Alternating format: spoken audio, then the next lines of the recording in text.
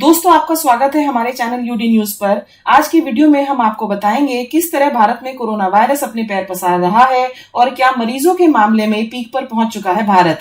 क्या होती है पीक, किस देश ने भारत के हिस्सों को अपने अधिकार क्षेत्र में बताया।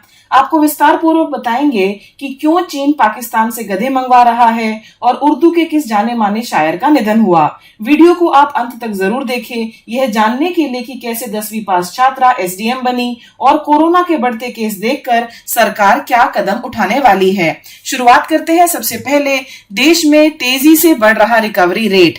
राजस्थान में 9,175 कोरोना मरीज ठीक हुए हैं। देश में कोरोना वायरस के मामले में पिछले 24 घंटों में बहुत तेजी देखी गई है। केंद्रीय स्वास्थ्य एवं परिवार कल्याण मंत्रालय के मुताबिक देश में बीते 24 घंटों में कोरोना वायरस के रिकॉर्ड 11,450 मामले सामने आए हैं।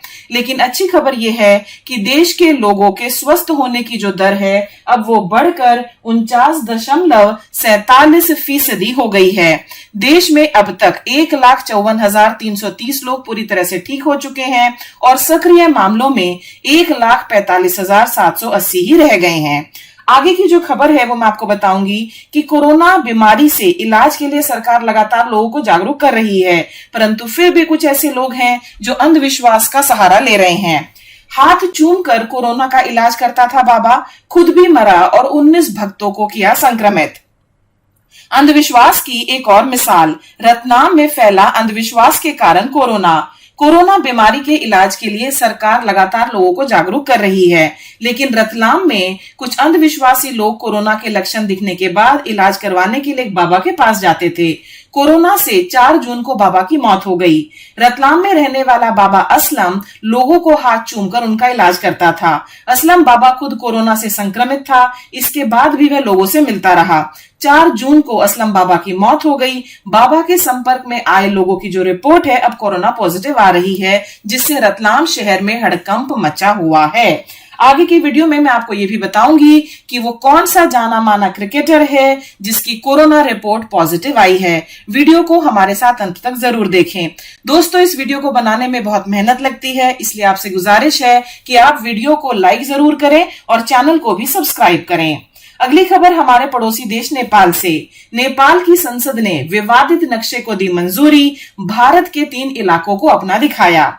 एक नक्शे में भारत के 3 हिस्से काला पानी, लिपुलेख और लिम्पियाधुरा को शामिल किया गया है। भारत नेपाल के इस नए नक्शे का विरोध करता रहा है, लेकिन इसके बावजूद भी नेपाली संसद ने इसको मंजूरी दे दी है। नेपाल की संसद ने विवादित नक्शे में संशोधन का प्रस्ताव पास हो गया है। नए नक्शे में भारत के जो 3 हिस्से हैं इनको शामिल किया गया है। 275 सदस्यों वाली नेपाली संसद ने इस विवादित बिल के पक्ष में 258 वोट वहां पर पड़े हैं, जिस वजह से भारत और नेपाल के बीच जो संबंध हैं वो तनावपूर्ण चल रहे हैं। 8 मई को रक्षा मंत्री राजनाथ सिंह ने लिपुलेख से धाराचूला तक बनाई गई सड़क का उद्घाटन किया था। इसके बाद नेपाल ने लिपुलेख को अपना हिस्सा बताते हुए विरोध किया। 18 मई को नेपाल ने नया नक्शा जारी किया। इससे भारत के 3 इलाके जो हैं, लिपुलेख, लिम्पियाधुरा और काला पानी को नेपाल ने अपना हिस्सा बताया। इस कदम से भारत और नेपाल की दोस्ती में दरार आनी शुरू हो गई है। भारत ने लगातार इसका कड़ा विरोध किया है, लेकिन नेपाल जो है अब वो इस नक्शे पर बन सकते हैं यातायात के नए नियम। उससे पहले एक खबर पाकिस्तान की ओर से। पाकिस्तान के आर्थिक सर्वे के अनुसार देश में गधों की तादाद में भारी बढ़ोतरी हुई है। पाकिस्तान में गधों की जो तादाद है अब वह 55 लाख के पार पहुंच गई है। अच्छी खबर यह है कि 80,000 गधों को हर साल पाकिस्तान का चीन भेजने का समझौता है। इस समझौते के अनुसार पाकिस्तान चीन को हर साल 80,000 गधे भेजता है, जिनका उपयोग मांस और कई अन्य काम के लिए किया जाता है। इसकी खाल का उपयोग चीन में कई तरह से किया जाता है। खाल से निकली जेलेटिन का बहुत प्रकार की दवाएं बनाने में इस्तेमाल होता है, जिस वजह से बहुत सारी चीनी कंपनियां जो हैं वो पाकिस्तान में गधों के व्यापार के लिए लाखों डॉलर का निवेश करती हैं। अगली खबर जो है वो कोरोना से संबंधित हमारा जो देश है भारत, वहां पर कोरोना के जो संक्रमित मामले हैं वो बहुत तेजी से बढ़ रहे हैं। तो सरकार और राज्य सरकारें क्या कदम उठा सकती हैं? कोरोना के बढ़ते केस के बीच जो प्रधानमंत्री मोदी हैं वो फिर करेंगे मुख्यमंत्रियों से बात, और ये होगी 16 और 17 जून को। देश में कोरोना वायरस का जो संकट है वो लगातार ही बढ़ता जा रहा है। देश में बढ़ रहे इस संक्रमण की वजह से पीएम मोदी 2 दिन लगातार अलग अलग राज्यों के जो मुख्यमंत्री हैं उनके साथ बैठक करेंगे, जो कि 16 जून और 17 जून को होगी। दोनों दिन पीएम जो हैं वो राज्यों के साथ वीडियो कॉन्फ्रेंसिंग दोपहर 3 बजे शुरू करेंगे। 16 जून को प्रधानमंत्री नरेंद्र मोदी ऐसे राज्यों और केंद्र शासित प्रदेशों के मुख्यमंत्रियों के साथ कॉन्फ्रेंस करेंगे जहां कोरोना की रफ्तार धीमी है, यानी कि जहां कोरोना मरीजों की रिकवरी रेट भी अच्छी है। इन राज्यों में पंजाब, असम, केरल, उत्तराखंड और झारखंड जैसे काफी सारे राज्य जो हैं वो शामिल हैं। अगली खबर जो है वो है शायर गुलजार दहलवी के बारे में। कोरोना संक्रमण से ये कुछ समय पहले ठीक हो गए थे, लेकिन हाल ही में इनका निधन हो गया। कोरोना संक्रमण से उबरने के 5 दिन बाद वरिष्ठ उर्दू के शायर आनंद मोहन जुत्शी उर्फ गुलजार दहलवी का निधन हो गया है। वह 1 महीने बाद 94 वर्ष के होने वाले थे। उनका निधन नोएडा स्थित उनके निवास पर हुआ है। 7 जून को उनकी जो कोरोना वायरस की रिपोर्ट है वो दोबारा से नेगेटिव आई थी और उसके बाद वो घर आ गए थे। अगली खबर एक बहुत ही बढ़िया खबर, और ये जो खबर है ये आई है हिमाचल प्रदेश से। 10वीं में 94% अंक लाने पर एसडीएम ने अपनी चपरासी की बेटी को 1 दिन के लिए अपने पद पर बैठाया। एसडीएम कांगड़ा जतिन लाल ने 10वीं की परीक्षा में 94% अंक हासिल करने वाली अपने ऑफिस के चपरासी की बेटी को 1 दिन के लिए एसडीएम बनाया। पाकिस्तानी ऑलराउंडर शाहिद अफरीदी को हुआ कोरोना और उन्होंने कहा कि उनके लिए दुआ करें। पाकिस्तान क्रिकेट टीम के पूर्व कप्तान शाहिद अफरीदी कोरोना वायरस की चपेट में आ गए हैं। उनकी रिपोर्ट पॉजिटिव आई है। उन्होंने ट्वीट करके लोगों से कहा कि लोग उनके ठीक होने की दुआ करें। दोस्तों, इस चैनल पर हम देश और दुनिया की खबरें सबसे पहले आपको बताते हैं। अगर आपको भी ये खबरें सबसे पहले जाननी है तो आप चैनल को सब्सक्राइब जरूर करें और बेल आइकन के ऊपर आप क्लिक करें। आम आदमी पार्टी ने आईसीएमआर की गाइडलाइन में की बदलाव की मांग। दिल्ली के अस्पतालों में सिर्फ दिल्ली के वासियों का ही इलाज होगा। इस नियम को उपराज्यपाल अनिल बैजल ने पलट दिया। इसको लेकर आम आदमी पार्टी के जो नेता हैं उन्होंने केंद्र सरकार पर निशाना साधा। सीएम केजरीवाल ने कहा था कि एलजी साहब के आदेश ने दिल्ली के लोगों के लिए बहुत बड़ी समस्या पैदा कर दी है और चुनौती पैदा कर दी है। लेकिन दिल्ली सरकार में जो मंत्री हैं सत्येंद्र जैन और राज्यसभा में पार्टी के सांसद संजय सिंह ने केंद्र सरकार के अंतर्गत आने वाले आईसीएमआर की गाइडलाइन को लेकर ही सवाल उठा दिए हैं। दिल्ली के स्वास्थ्य मंत्री सत्येंद्र जैन ने एक सवाल के जवाब में कहा, अगर आप चाहते हैं कि कोरोना के टेस्ट बढ़ाए जाएं तो आईसीएमआर में जो गाइडलाइंस हैं उन्हें बदल दीजिए, हम उनका उल्लंघन नहीं कर सकते। अगली खबर जो है वो उत्तराखंड से है और यहाँ पर यातायात के लिए बनेगी नई गाइडलाइंस। गाइडलाइन में किराया बढ़ाने, पूरी क्षमता में सवारी बैठाने तथा 50% सवारी बिठाने पर होने वाले नुकसान की भरपाई और टैक्स बीमा पर छूट समेत 4 विकल्पों पर विचार होगा। ये जो विकल्प है, पहला विकल्प, कोरोना वायरस के चलते जारी संकट काल में पब्लिक ट्रांसपोर्ट से जुड़े जो वाहन हैं उनका किराया बढ़ाया जा सकता है। परिवहन विभाग में अफसरों के अनुसार कुछ राज्यों में पूरी सवारी क्षमता पर पब्लिक ट्रांसपोर्ट चल रहा है। उत्तराखंड में भी इस पर विचार किया जा सकता है। सरकार 50% सवारी पर होने वाले नुकसान की भरपाई कर सकती है। टैक्स बीमा में छूट पर भी विचार हो सकता है और सरकार रोडवेज की जो बसें हैं, बसों का संचालन कर सकती है। कर्मचारी का वेतन सरकार खुद दे रही है। डीजल और अन्य खर्च जो हैं वो संचालन से पूरे किए जाएंगे।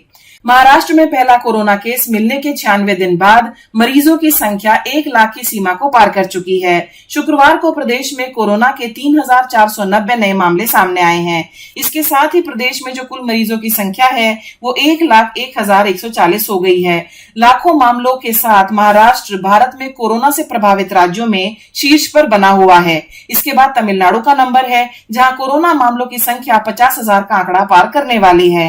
हालात ये है कि अगर महाराष्ट्र एक देश होता तो कोरोना के मौजूदा आंकड़ों के आधार पर वैश्विक तालिका में वो 17वें स्थान पर होता।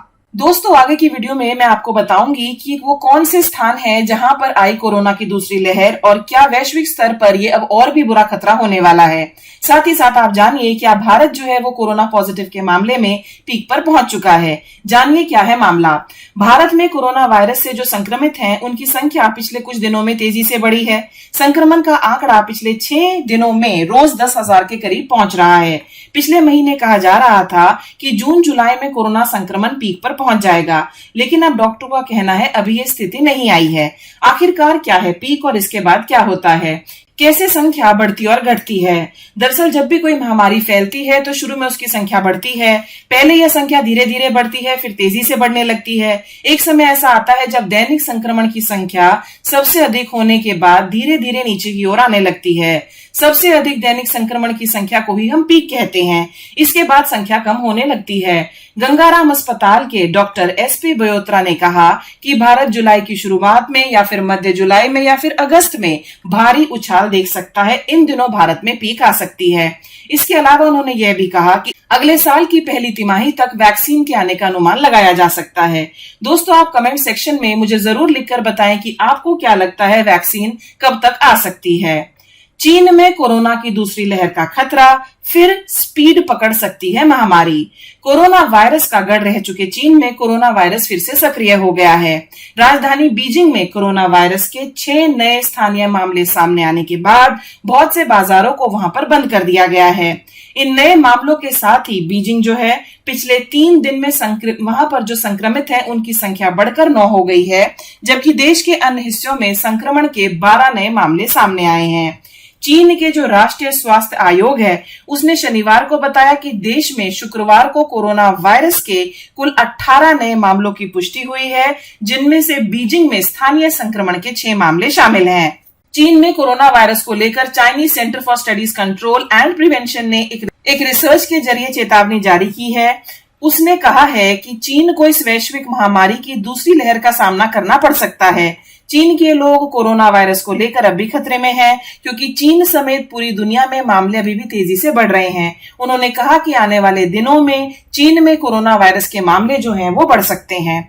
आज की वीडियो में बस इतना ही। वीडियो आपको पसंद आया होगा तो उम्मीद करती हूँ कि आप वीडियो को लाइक जरूर करेंगे और चैनल को भी जरूर सब्सक्राइब करें। देखने के लिए धन्यवाद। Bye bye.